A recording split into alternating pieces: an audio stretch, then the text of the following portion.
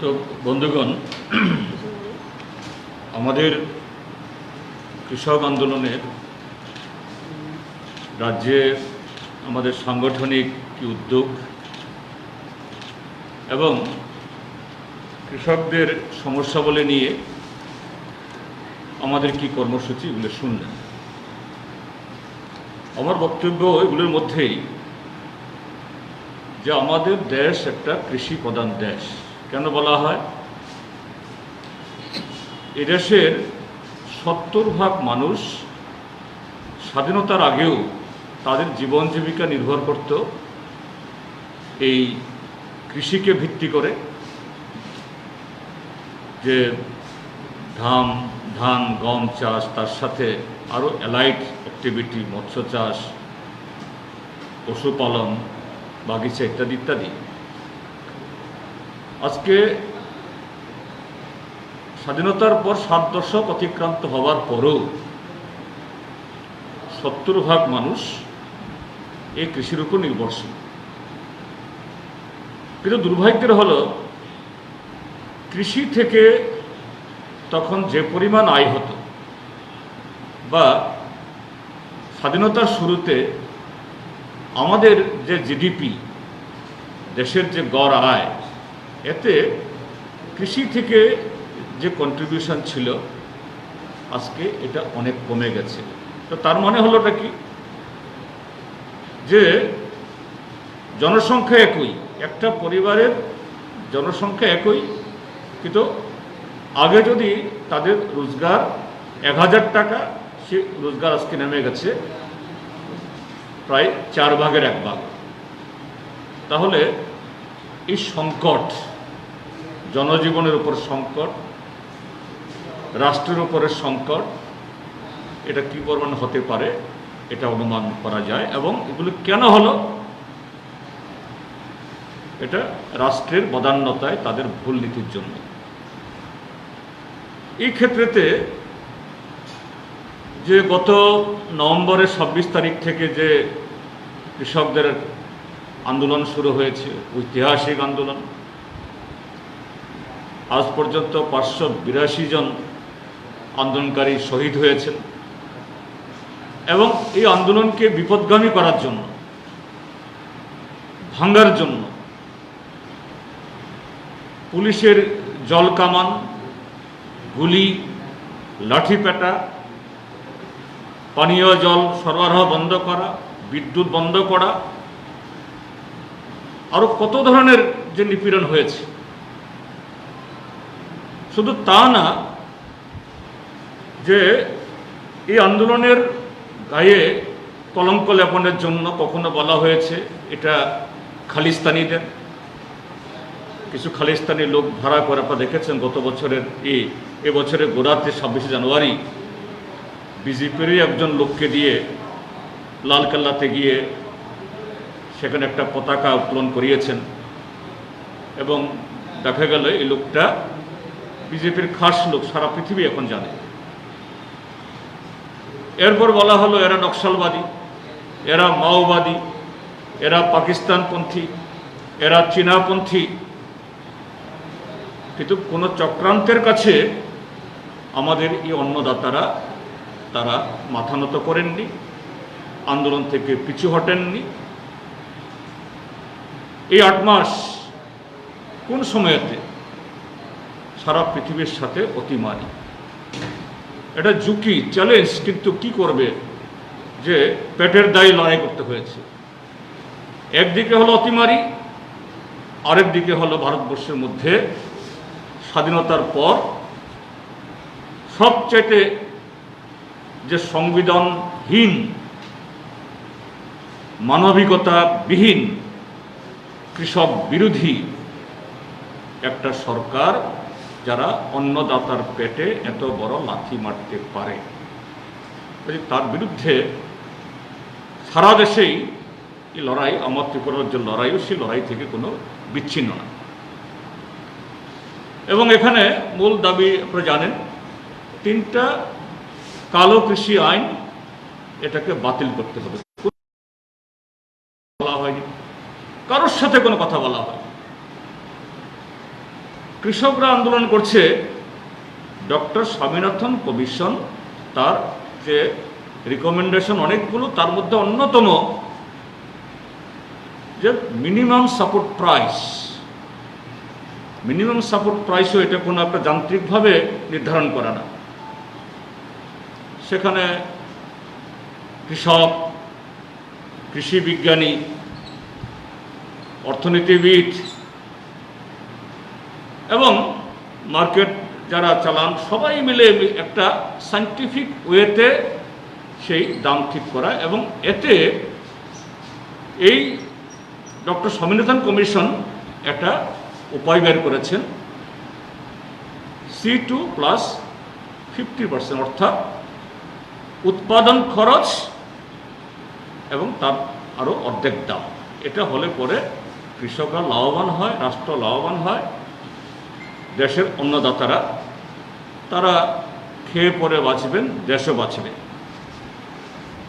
মোদী সরকার এগুলো তো কিছুই করেনি, উল্টো এই তিনটি আইনই হলো কৃষিকে শেষ করা, কৃষকদের শেষ করা, ধ্বংস করা, এবং এ পর্যন্ত যতটুকু কৃষকদের যে সুবিধা ছিল, এই যে এপিএমসি অর্থাৎ এই প্রকিউরমেন্ট করা, এগুলি খতম করে দাও।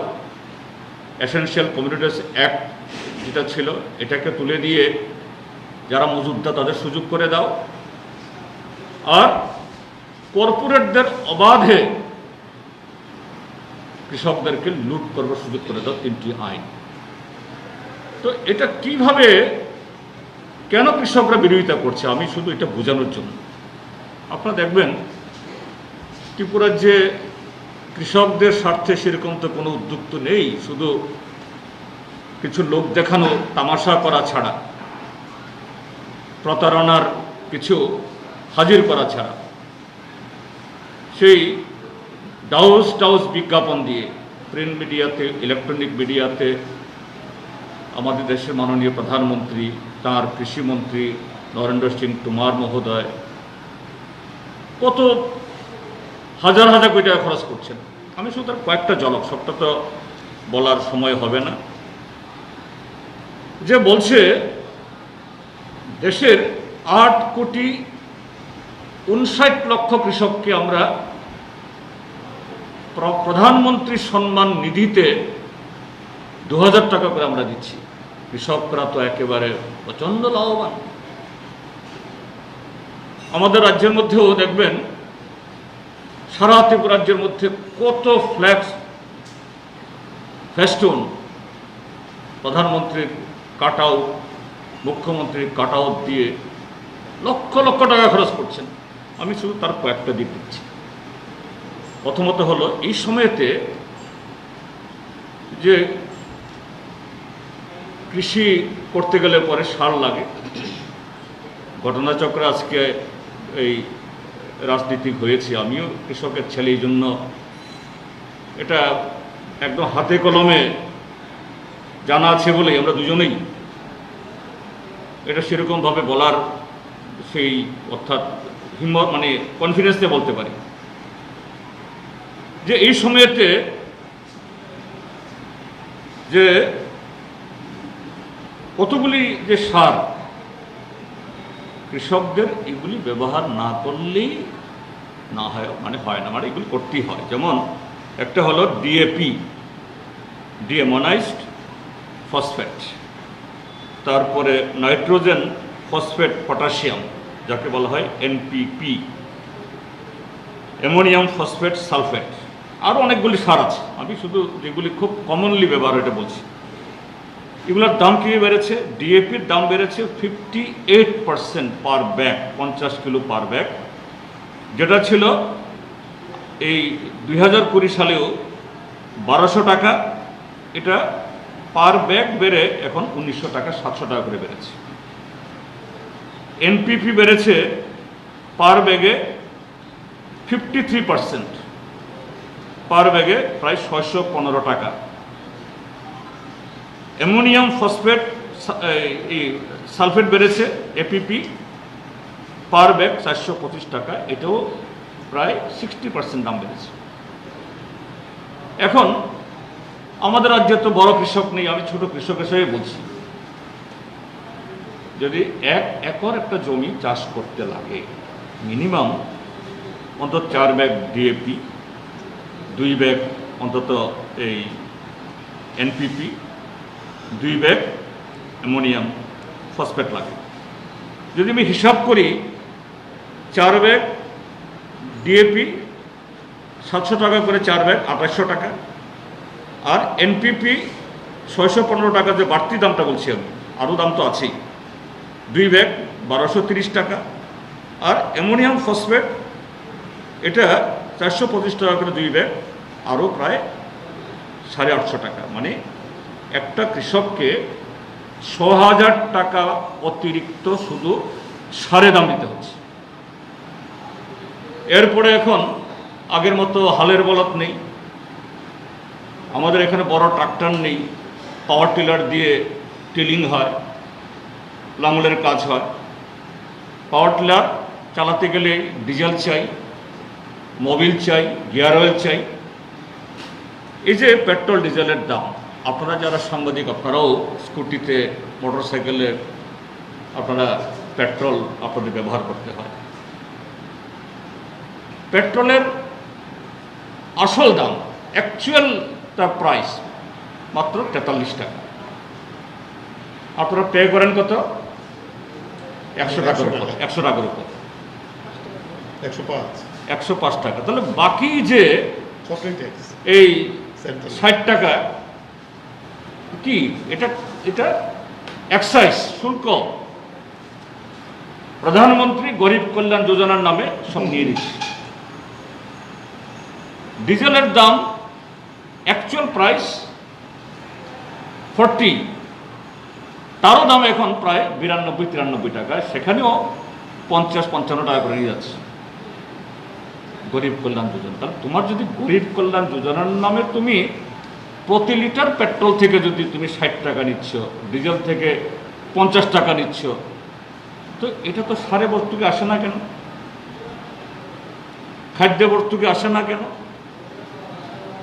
এখন কোভিডের ইয়েতে মানুষ আক্রান্ত হচ্ছে, তার ভ্যাকসিনের জন্য তোমার টাকা নেই কেন? যারা কন্টেনমেন্ট জোনে আছে তাদেরকে ফ্রি রেশন দেওয়ার জন্য আমরা দাবি করছি 7,500 টাকা নগদে এবং মাথাপিছু 10 কেজি চাল দেওয়ার জন্য। কেন? গত 7 বছরে, এই মোদী সরকারের 7 বছরে 20 লক্ষ কোটি টাকা এক্সাইজ ডিউটি হিসাবে শুধু ডিজেল পেট্রোল থেকে এই সরকার তুলেছে। 20 লক্ষ টাকা, কোটি টাকা, 20 লক্ষ কোটি। আমরা কি দেখছি? এই যে পার্লামেন্টে তথ্য দিয়েছে গত কদিন আগে, 8,17,000 কোটি টাকা এই সময়তে ছাড় দিয়েছে কর্পোরেটদের, তাদের ঋণ মুকুব করে দিয়েছে। কিন্তু দেশের যারা অন্নদাতা, যারা রক্ত ঘাম জল করে, রোদে পুড়ে, বৃষ্টিতে ভিজে, শীতে একদম মানে ভুগে যারা ফসল তোলেন, তাদের কাছ থেকে তুমি অতিরিক্ত সারের দাম নেবে, অতিরিক্ত এই ডিজেলের দাম নেবে, আর এদের কাছ থেকে টাকা তুলে তুমি কাকে দিচ্ছ? কর্পোরেটদের দিচ্ছ। এটা একটা নমুনা। দ্বিতীয় একটা নমুনা আমি আপনাদের সাথে তুলে ধরতে চাই। আমাদের রাজ্যের মাননীয় মুখ্যমন্ত্রী, কেননা এটা বলছি কারণে তিনি খুব বড়াই করে, গর্ব করে বলছেন ত্রিপুরার কৃষকদের কোথায় তিনি উন্নতির শিখরে পৌঁছে দিয়েছেন। লোক দেখানো, ক্যামেরার ছবি টবি তোলার জন্য ওই কি বলে, এই 1 কুইন্টাল বা 1 টন আনারস বা কিছু কাঁঠাল এটা কোথাও পাঠিয়ে বলে এই তো ত্রিপুরা রাজ্যের আমদানি হচ্ছে। একটু হিসাব করে দেখুন, কজন কৃষক ত্রিপুরা রাজ্যের কোন এলাকার ফল চাষি তাদের এই উদ্যোগে লাভবান হচ্ছে। সেখানে এতে কিছু মিডলম্যান হয়তো লাভবান হতে পারে, কিন্তু প্রকৃত অর্থে ওই সেন্ট্রাল গভর্নমেন্টের সাবসিডিতে কিছু লোক এখানে প্রক্রিয়া করতে আসে, লোক দেখানোর জন্য, শুধু ছবি তোলার জন্য, প্রচারের জন্য। আখেরে আনারস চাষি, কাঁঠাল চাষি, ত্রিপুরাজ্যের অন্যান্য গ্রামীণ চাষি, রাবার চাষি কেউ লাভবান হচ্ছে না সেরকমভাবে। তারই একটা আমি নমুনা দেখাচ্ছি যে এমএসপি, মিনিমাম সাপোর্ট প্রাইস, যে সাপোর্ট প্রাইসের জন্য আজকে আন্দোলন। 582 জন কৃষক ইতিমধ্যেই শহীদের মৃত্যুবরণ করেছেন, আত্মত্যাগ, বলিদান দিয়েছেন এবং বলেছেন এই আইন উঠে না নেওয়া অবধি আমরা এখান থেকে ফিরে যাব না, দরকার হলে আরও 582 কেন 5082 আমরা জীবন দেব। কেন এমএসপি চাই? এই যে ভারত সরকার এমএসপি দিয়েছে, আমি সবটা করব না, আপনাদের সময় নষ্ট করব না, আমি শুধু ত্রিপুরাজ্যে যে ফসল বেশি হয় আমি এটাই বলছি। ধান, একটু আগে আমাদের সম্পাদক বলেছেন কেন আমরা এমএসপি চাই, যে আজকে ধানের উৎপাদনে 1 কুইন্টাল ধান উৎপাদন করতে গেলে পরে C2 প্লাস 50% হিসাবে স্বামীনাথন কমিশন রিকমেন্ডেশন অনুযায়ী তার উৎপাদন খরচ সহ 50% যদি যোগ করা হয় তাহলে তার দাম পড়ে 2590 টাকা 50 পয়সা, 2590 রুপিস অ্যান্ড 50 পয়সা। 21 টাকা কুইন্টাল, 21 টাকা কেজি। হ্যাঁ, আর মিনিমাম সাপোর্ট প্রাইস সরকার দিয়েছে কত? 1940 টাকা। আর আমাদের এখানে ট্রান্সপোর্ট কস্ট ইত্যাদি কেটে কেটে 1940 টাকা দেয় না, 1870 টাকা। তাহলে আমাদের প্রতি কুইন্টালে আমাদের কৃষক এই রাজ্যের মধ্যে কত টাকা ঠকছে? প্রায় 660 টাকা, এবং সারা দেশে এভারেজে 650 টাকা। এরকম জওয়ার, বাজরা, রাগি, ভুট্টা, অরহর, মুগ ডাল, উড়াদ, বাদাম, সয়াবিন, সূর্যমুখী, তিল, নাইগার সিড, তুলা, সমস্ত ক্ষেত্রেতেই, যে কোনো ক্ষেত্রেতেই যে স্বামীনাথন কমিশন, এটা আমাদের দেশের প্রধানমন্ত্রী যখন প্রধানমন্ত্রী হননি 2014 সালের যে লোকসভা নির্বাচনে 330টা জনসভা করে সারা দেশ ঘুরে বলেছেন, मेरा सरकार आने के बाद पहला कदम होगा डॉक्टर स्वामीनाथन कमीशन का सुपारिश को मान्यता देना। और आज की कोथाय যে মিনিমাম 611 টাকা থেকে সর্বোচ্চ 2731 টাকা অবধি প্রতি কুইন্টালে ফসল থেকে এই দেশের কৃষকরা ঠকছে।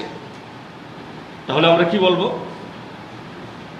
ভারতবর্ষের কৃষক বা আজকে ত্রিপুরা রাজ্যের মুখ্যমন্ত্রী যেভাবে ডাউজ বিজ্ঞাপন দিয়ে বলছেন প্রধানমন্ত্রী কিষাণ সম্মান যোজনা, আসলে আমি বলবো এটা প্রধানমন্ত্রী কৃষক শোষণ যোজনা। এটা সম্মান যোজনা না, প্রধানমন্ত্রী কৃষক শোষণ যোজনা। আর কৃষকদের শোষণ করা মানে হলো দেশকে শোষণ করা, দেশের অন্নদাতার যে পেটে লাথি মারা। এই বছরই শুধু 1000 কোটি টাকা কৃষকরা কম পেয়েছে। আমাদের অল ইন্ডিয়া 1900 কোটি টাকা কম পেয়েছে। তো এই জায়গায় বন্ধুরা আমরা যে আন্দোলনের কথা বলছি, যেমন আগামীকাল একটা আন্দোলন আমরা করব, আমরা জানি যে এই গত 39 মাস ধরে আমরা দেখছি এই রাজ্যে পুলিশকে দলদাস বানিয়ে কিভাবে গণতান্ত্রিক আন্দোলনকে দুর্বল করা যায়, আর কিভাবে শাসক দলের সমস্ত অপকর্ম, দুর্বৃত্তপনা, দুর্নীতি একে আড়াল করা যায়, দুর্ভাগ্যজনকভাবে পুলিশকে সেরকম ব্যবহার করছে। আমরা পুলিশের বিরোধী নই, ত্রিপুরা পুলিশে বহু দক্ষ অফিসার আছে। ত্রিপুরা পুলিশের IPS অফিসার, IAS অফিসার, তারা ওই সিবিআই এবং সেন্ট্রাল ডেপুটেশনে গিয়ে সারা দেশের অন্যান্য রাজ্যের পুলিশের মধ্যে একটা অনন্য এদের সম্পর্কে ধারণা আছে, কিন্তু এই 3 বছরে তাদের এই সমস্ত যে উজ্জ্বল এদের যে কি বলে রেকর্ড, এটাকে ম্লান করে দিয়েছে এই উপরতলা কিছু পুলিশ অফিসার। তার মধ্যে আমি সেদিনও বলেছিলাম, এই বিগত যে ডিজি অখিলেশ শুক্লা কিভাবে পুলিশকে মেরুদণ্ড ভেঙে দেওয়ার চেষ্টা করে গেছেন তিনি, এবং তাকে পুরস্কার হিসাবে সিআইসির এই কি বলে চিফ কমিশনার বানিয়েছিল। ওখানে গিয়েও কোনো লোক যদি অনৈতিক কাজ করে, ইমোরাল কাজ করে, এটাই করতে থাকবে শেষ পর্যন্ত। ওই যে বলে না ধর্মের কি জানি ধর্মের কোল বাতাসে বাজে, সেখানে গিয়ে বাঁচলো, ধরা পড়ে এই টাকাগুলো উগলিয়ে এখন রেজিগনেশন দিয়ে 2 বছর আগে চলে যেতে বাধ্য হয়েছেন। এবং তারপরও এই পুলিশের প্রতি আমাদের আস্থা আছে, তাদেরকে ব্যবহার করার চেষ্টা হবে। তারপরও আমরা আগামীকাল 26শে জুলাই ত্রিপুরা রাজ্যের সর্বত্র আমাদের একটা আন্দোলন হবে। আন্দোলনটা হলো যে রেগা, এই রেগা ভারতবর্ষের গণ আন্দোলনের অন্যতম একটা ফসল। ভারতবর্ষের গ্রামীণ মানুষদের জন্য স্বাধীনতার পর প্রথম এরকম একটা আইন হয়েছে 100 দিনের কাজের গ্যারান্টি। 100 দিন কাজ করলেও গ্রামের মানুষ কত পাবে? 215 টাকা বোধ হয় এখন এই একদিনের মজুরি। তো 100 দিন হলে কত? 100 দিনও যদি কাজ করে 21,150 টাকা, কিছুই না, একটা পরিবারের জন্য কিছুই না। আর এটাই আজকে মোদী সরকার এবং রাজ্যের বিপ্লব দেবের সরকার মানুষকে বঞ্চিত করছে। এখন কি হচ্ছে, এই রেগার কাজেও এসটির জন্য আলাদা বাজেট, আলাদা ব্যাংক অ্যাকাউন্ট, আলাদা এফটিউ, আলাদা কার্ড, আলাদা মাস্টার রোল, এসসির জন্য আলাদা, ওবিসির জন্য আলাদা। আরে গায়ে গতরে কাজ করে খাবে, এর ভিতরে এরকম যে এটাকেও কমিউনালাইজ করা, এর মধ্যে সাম্প্রদায়িকীকরণ। আসলে কি এটা এসটি এসসি ওবিসিদেরকে বঞ্চিত করার একটা সাজিশ।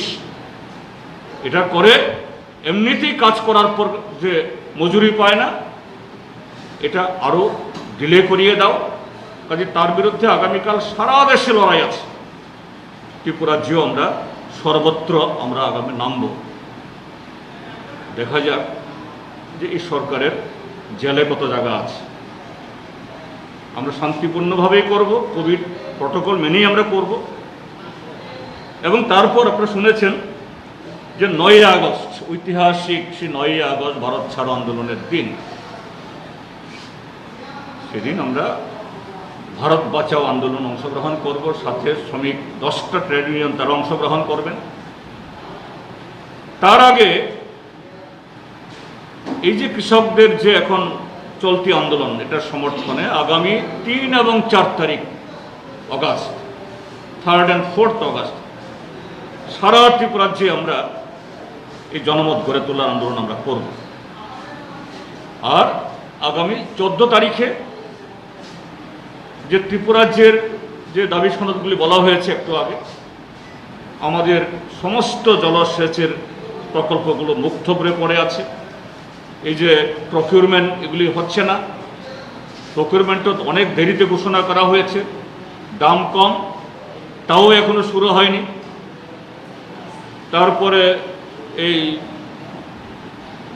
বামফ্রন্টের সময় যে সমস্ত প্রকল্প চলছিল এগুলো বন্ধ হয়ে গেছে। এবার খরার জন্য যে জুম লাগানোতেই অনেক দেরি হয়ে গেছে, তার উপরে এখন নানা এই বন্য পশু উপদ্রব, এই সবটা মিলিয়ে আগামী 14 তারিখেও আমরা ত্রিপুরা রাজ্যের প্রায় সমস্ত গ্রাম পঞ্চায়েত এবং ভিলেজ কমিটি অফিসের সামনে আমরা ধর্ণা দেব ত্রিপুরার মানুষকে। এই ত্রিপুরার কৃষকদের, জমিয়াদের এই দাবিকে এগিয়ে নিয়ে যাওয়ার জন্য। কাজে বন্ধুরা, তো এই জায়গায় যে আজকে এই কৃষকদের আন্দোলন, জনগণের আন্দোলন, এটাকে যাতে রুখে দেওয়া যায়, দমন করা যায়, স্তীমিত করা যায়। একদিন আমরা দেখতাম যে আমাদেরকে পারমিশন দেওয়া হতো না, বা কোথাও কোথাও গুন্ডা লেলিয়ে দেওয়া হতো। এখন যারা এসব কাজ করেছে তারাও তো মানুষ। বিজেপি আইপিএফটির মধ্যে যাদেরকে এই কুকর্ম করেছে তারাও তো মানুষ। জীবনের অভিজ্ঞতায় তারাও দেখেছে আমরা কার মাথার উপরে আমরা আঘাত দিচ্ছি, কার আন্দোলনে আমরা প্রতিহত করছি। কারণ আমাদের নিজের তো পেটে ভাত নেই, কাজ নেই, চাকরি নেই, কিচ্ছু নেই। সরকার শুধু মিথ্যা বলা ছাড়া, অসত্য কথা ছাড়া কিচ্ছু বলছে না। এখন সর্বশেষ পারমিশন না দেওয়া তো আছেই। এখন যে বিরোধীরা কোনো প্রোগ্রাম যদি থাকে যে ঘর থেকে বেরোতে দিও না, তার মানেটা কি? এটা শুধু আন্দোলনকে আটকে দেওয়া না, গণতন্ত্রের টুটি চেপে ধরা। এইভাবে যদি গণতন্ত্র তার যদি টুটি চেপে ধরে, আগামীকাল শুধু কৃষক না, গণতান্ত্রিক সংগঠনগুলো না, ত্রিপুরাজ্যের বা এই দেশের কেউ রক্ষা পাবে না। আপনারা যারা এই গণতন্ত্রের চতুর্থ স্তম্ভ, আপনারাও আক্রান্ত, আরও বেশি আক্রান্ত হবেন। দেখেছেন আপনারা ওই যে প্যাগাসাস ইসরায়েলের একটা সংস্থা তার কাছ থেকে সফটওয়্যার কিনেছে, এবং এই সফটওয়্যার ইসরায়েল সরকার বলেছে আমরা কোনো প্রাইভেট সংস্থাকে আমরা বিক্রি করি না।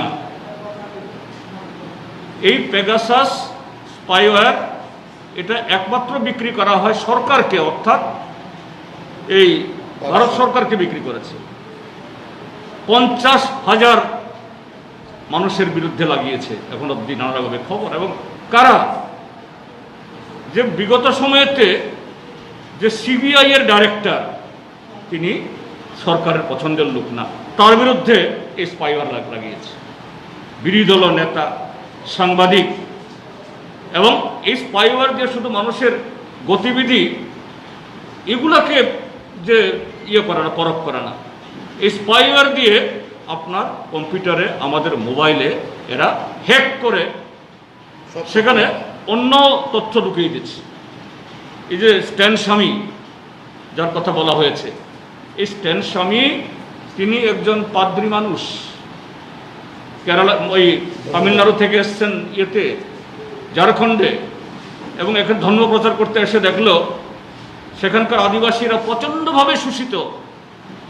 তিনি ধর্মটন্য ভুলে গিয়ে তাদের অধিকারের লড়াইয়ে সামিল হয়ে গেলেন। সারাটা জীবন 50টা বছর কাজ করলেন। আর সেই ব্যক্তিকে জড়ানো হলো ওই পুনেতে, এই কি জানি নাম, আরে ভীম কোরেগাঁও, এখানে একটা গণ্ডগোলে নাকি সে নাকি ষড়যন্ত্র করেছে, প্রধানমন্ত্রীকে খুন করার চক্রান্ত করেছে। এবং দেখা গেল যে আমেরিকান এক সংস্থা, এরা গবেষণা দেখলো তার কম্পিউটারে এরকমই প্যাগাসাসের মতো একটা দিয়ে এই হ্যাক করে এগুলো ঢুকিয়ে দিয়েছে, যা স্ট্যান স্বামী জানে না।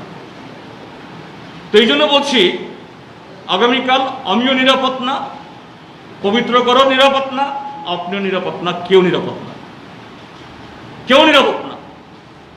এদেশের সরকার আজকে এইভাবেই গণতন্ত্র হত্যা করে এদেশে বিজেপির মন্ত্রীর বিরুদ্ধে তো লাগাবে।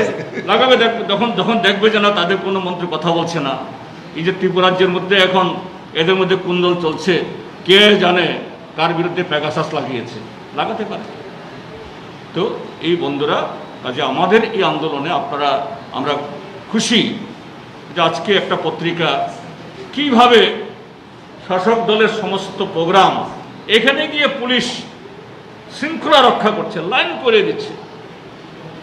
শিক্ষামন্ত্রী বলছেন আমার 5,000 মানুষের কর্মসূচি, পুলিশ ছিল কিনা? হ্যাঁ, পুলিশ ছিল।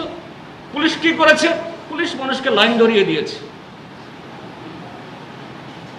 তো আমরা দেখব জন্য আপনারা তার বিরুদ্ধে আপনারা কলম ধরেছেন, আপনার ধন্যবাদ। এটা আমরা মনে করি আমাদেরকে রক্ষা করার জন্য বা আমাদের প্রতি অনুকম্পা করেছেন মনে করি না এটা, কারণ আগামী দিন আপনি নিরাপদ নন। কাজে এইভাবে এই আন্দোলনে সমস্ত অংশের মানুষের সমর্থন আদায়ে আপনাদের সহযোগিতা থাকবে এই আশা রাখছি।